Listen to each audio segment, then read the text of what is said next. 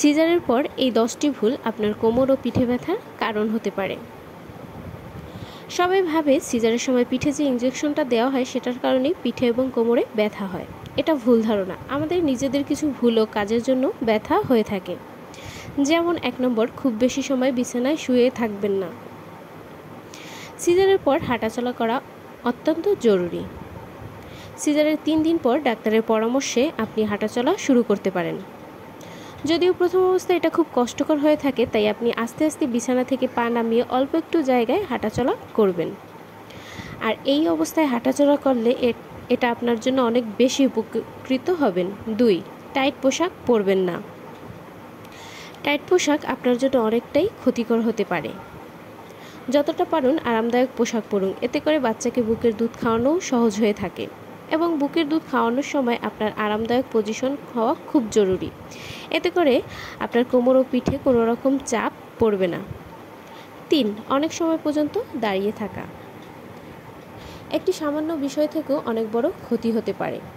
যেমন আপনি যদি অনেক সময় পর্যন্ত দাঁড়িয়ে থাকেন কিংবা বসে থাকেন, সেটা থেকেও কোমর ও পিঠে ব্যথা হতে পারে। 4, কোনো ভারী জিনিস তোলা বা নামানো। সিজারের পর আপনি চাইলে খুব সহজে উঠতে বসতে পারবেন না। খুব জোরে ওঠানামা কিংবা নিজের বাচ্চাকেও জোরে করে নেওয়া যাবে না। এতে সেলাইয়ের ক্ষতি হয় এবং পরবর্তীতে ব্যাক পেইন হয়ে থাকে। 5, বিশ্রাম। ঘুম অতি প্রয়োজনীয়। প্রেগনেন্সির পুরো ট্রাইমেস্টারে অনেকটাই কষ্ট করে যায়। ঘুমের ঘাটতি হয়ে থাকে। ডেলিভারির পর ক্লান্তি ও কষ্ট দ্বিগুণ হয়ে থাকে।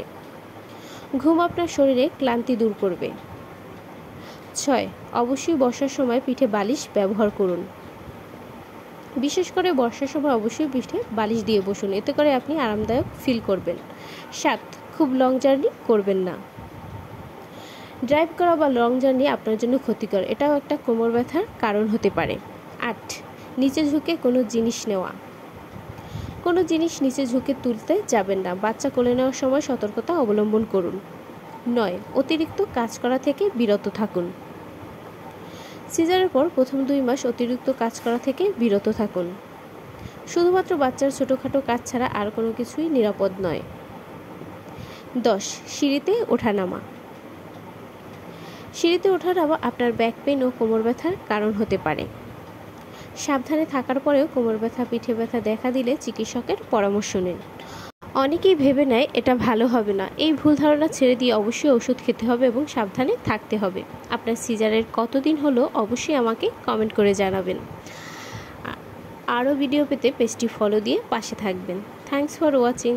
ফলো প্রিয়জ ব্লগ।